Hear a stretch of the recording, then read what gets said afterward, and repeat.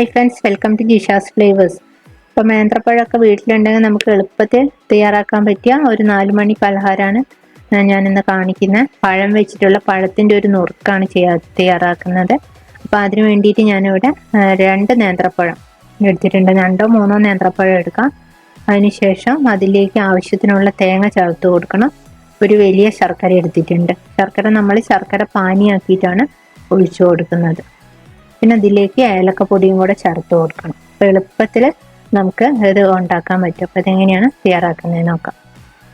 ആദ്യം നമുക്ക് പഴം ഒന്ന് നെയ്യിൽ റോസ്റ്റ് ചെയ്തെടുക്കുകയാണ് ചെയ്യേണ്ടത്. അപ്പോൾ അതിനുവേണ്ടി പഴം ഞാൻ വട്ടത്തിൽ കട്ട് ചെയ്ത് വെച്ചിട്ടുണ്ട്. നമുക്ക് ഇത് റോസ്റ്റ് ചെയ്തെടുക്കണം. അതിന് വേണ്ടിയിട്ട് സ്റ്റൗ കത്തിച്ച ശേഷം ഒരു പാൻ വെച്ച് കൊടുക്കുക. പാനിലേക്ക് നെയ്യ് ചേർത്ത് കൊടുക്കാം. നെയ്യ് ചൂടായതിനു ശേഷം നമ്മൾ കട്ട് ചെയ്ത് വെച്ച പഴത്തിൻ്റെ കഷ്ണങ്ങൾ ഇതിലേക്ക് ഇട്ട് കൊടുക്കാം.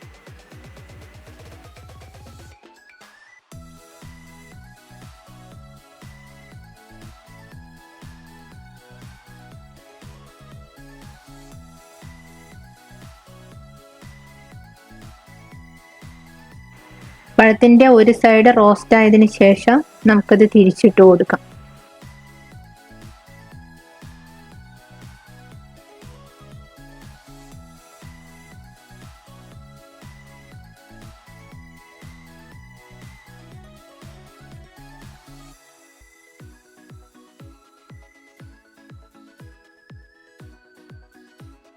മറ്റേ സൈഡും ഏകദേശം റോസ്റ്റായി വന്നതിന് ശേഷം നമുക്കിതിലേക്ക് ശർക്കര പാനിയാണ് ഒഴിച്ചു കൊടുക്കേണ്ടത്. നേരത്തെ എടുത്തു വെച്ച ശർക്കര ഞാൻ പാനിയാക്കിയിട്ടുണ്ട്.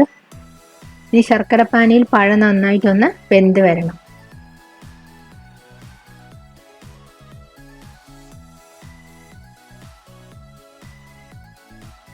ഒരു 5 മിനിറ്റ് ആയിട്ടുണ്ട്. പഴമൊക്കെ ശർക്കര പാനിയിൽ നന്നായിട്ട് വെന്തിട്ടുണ്ട്.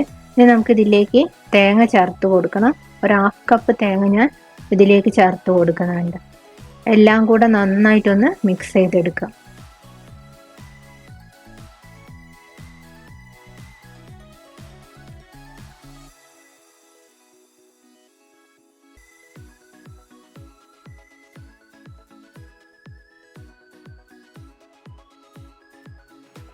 ഒരു ഫ്ലേവറിന് വേണ്ടിയിട്ട് നമുക്കിതിലേക്ക് ഒരു 1/4 ടീസ്പൂൺ അല്ലെങ്കിൽ ഒരു 1/2 ടീസ്പൂണോളം ഏലക്കയുടെ പൊടി ചേർത്ത് കൊടുക്കാം.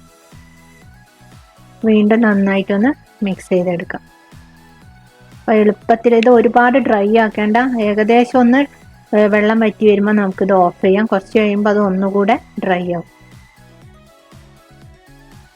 അപ്പോൾ എളുപ്പത്തിലുള്ള ഹെൽത്തി ആയിട്ടുള്ള പഴനുറുക്ക് ഇവിടെ റെഡി ആയിട്ടുണ്ട്. ഇത് നമുക്ക് ചായയുടെ ഒപ്പമൊക്കെ കഴിക്കാൻ പറ്റും. കുട്ടികൾക്കൊക്കെ കൊടുക്കാം. മധുരമുള്ളത് കൊണ്ട് തന്നെ കുട്ടികൾക്കൊക്കെ നന്നായിട്ട് ഇഷ്ടപ്പെടും. എല്ലാവരും ഉണ്ടാക്കി നോക്കുക. മറ്റൊരു നല്ല റെസിപ്പിയുമായി അടുത്ത വീഡിയോയിൽ കാണാം. Thank you.